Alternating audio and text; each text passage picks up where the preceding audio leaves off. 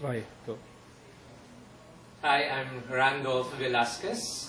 I work with Wavemakers. And our ministry is about engaging people in disciple-making movements based from the life of Christ. As far as I can remember, yung ministry life ko, very important yung role ni Kuya Jun Tapa during that time. I was very young. The calling that I have, first, na-feel ko siya nung freshman college ako. And even after college, when I was already married and have kids, nandun pa rin yung calling na yun. And God gave me an opportunity to be involved with Campus Crusade, first through the Jesus Film Project. And that's where I met Kuya Jun. And I was very passionate with the vision that I have. I wanted to reach a lot of people, which I learned nung nasa Campus Crusade for Christ nung college ako. Pero during that time, when God allowed me to be under the directorship of Kuya Jun Taba sa Jesus Film Team, doon ako mas nagkaroon ng magandang idea and model on what a ministry is or how it is being done. Primarily, even though I had that passion to share the gospel, I thought I already have a very strong passion. Seeing the life of Kuya Jun actually made me feel na hindi pala ako ganun ka-passionate pa rin. No, seeing his life and the way he modeled things really challenged me in my obedience sa Panginoon, especially in sharing the gospel. Sa kanya ako mas naging bold and strong sa pamagitan ng pag-model niya in sharing the gospel. Yung pagtayo sa mga bus or sa jeep or sa ibang mga places na nakita kong ginagawa niya, that really encouraged me a lot and challenged me in my obedience in sharing the gospel. I was really very encouraged. And I can never forget na dun sa Jesus Film Project or JFT nung time na yun, he also allowed us and made us read books. And one of the books that really impacted my life is yung book ng Master Plan of Evangelism ni Robert Coleman. At si Kuya Jun ang unang nag-challenge sa akin to read about it.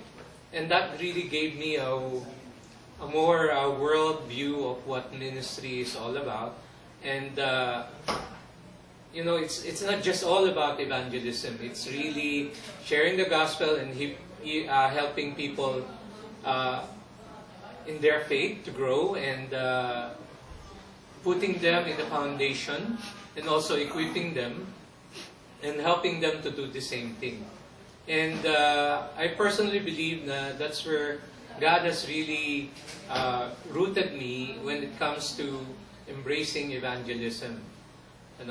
Even though we know Kuya Jun, he's all about very strong in evangelism, the reality is he's also very strong in building people and equipping people and really helping people start their own ministry. And me and my wife were with him nung early times namin, nung early 1990s. And that really made an impact in our lives. So I was with Kuya Jun for at least about 2 years nung time na yun. And dun sa impact na yun, yung mga nakita ko sa kanya, really changed my life. Kaya I'm so happy na even though after nung time ko sa Jesus Film Project, being part of Campus Crusade for Christ, I was transferred to Student Venture that time. But I was continually being connected with him, hearing his stories, laughter. Dahil si Kuya Jun is really a very funny guy. He taught me na ministry is not, you don't have to be really serious about this.